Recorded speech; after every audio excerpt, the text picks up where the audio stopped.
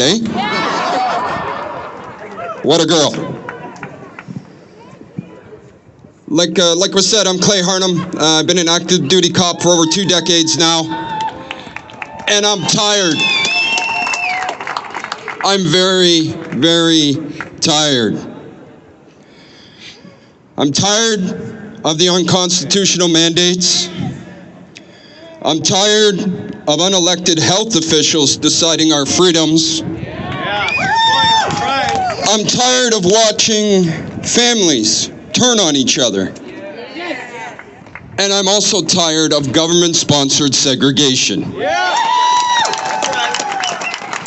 I am tired. But the problem is I'm something else. And this is for all the governments out there, all of the overreaching employers, the organizations like the OMHA that are dipping into our lives. I'm tired, but I'm also a lion. And they made me that way. They made me swear this oath, the oath that I took, and my integrity stands absolute.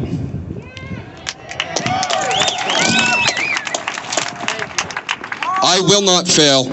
We will not fail. I'm here standing tall with my brothers, my sisters, new, old. We will protect you. We will defend our country, our people, and most importantly, we will stand up for our charter that is there for your rights and your freedoms.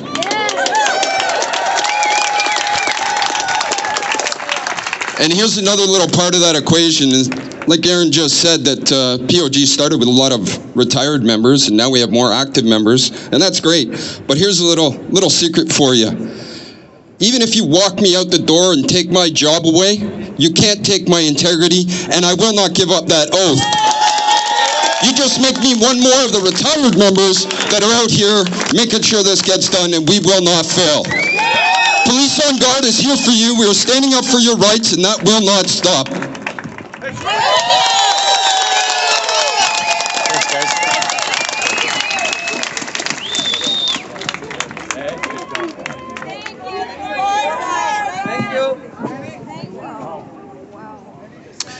So there's an example right there of how the police community is protecting you and standing up for your rights. And again, not all people feel that way. I don't know where you work.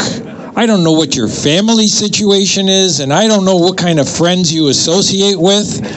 But you know that not everybody thinks like you do. You know that a lot of people don't think like you do. Well, you also know that you really can't talk your way out of something that you talked yourself into. And it's difficult. You know it. So do not have expectations of all police officers to think like you do. Because your friends don't, your family doesn't, a lot of people don't. And police officers are people, just like you. When someone pulls out a knife, they bleed. They are people. They make mistakes. Some can be, and they're dealt with accordingly. And you know what we have a problem with here in this country? Clay just said he was tired. I was tired. After 32 years of policing, I left, and I had no intention to have anything to do with policing because I was tired. What was I tired of?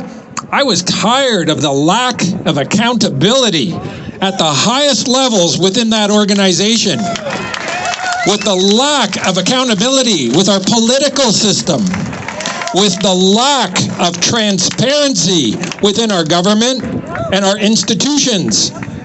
Make no mistake, the health institutions are no exemption, either are the educational institutions, the policing institutions. Lack of accountability, lack of transparency, lack of openness. Everything they profess to tell you they are not. So it is very tiring. So I was approached months ago by an international organization called Police for Freedom that started in Spain.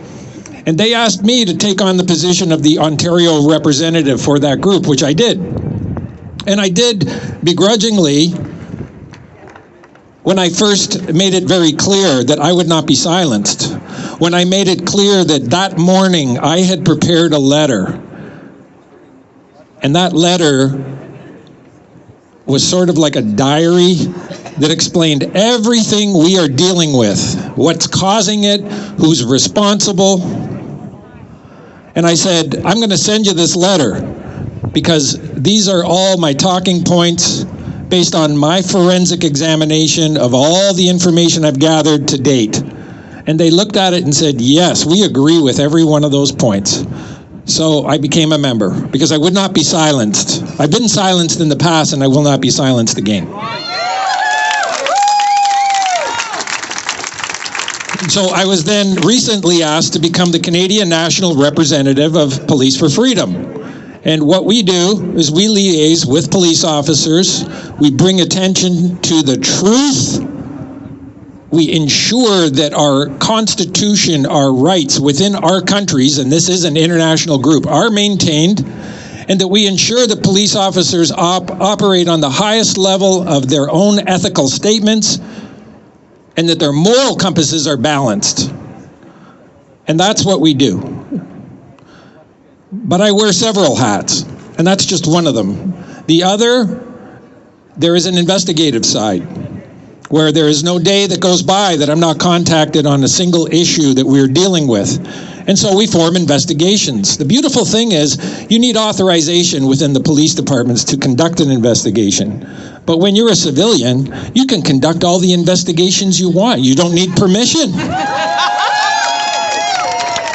So, our police teams work to conduct these investigations, to ensure that this information is being registered, analyzed, and then put in the right hands.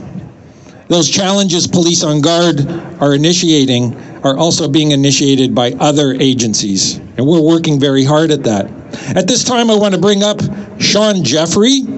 Sean has served for 10 years service with the Royal Canadian Regiment of Canada. He was deployed overseas with tours in Afghanistan and Bosnia. He received the Canadian Humane Association Medal for bravery post by military service. And he's a published author, a business owner, and a father of 4 children. He is a Canadian patriot. Please clap your hands for Sean Jeffrey.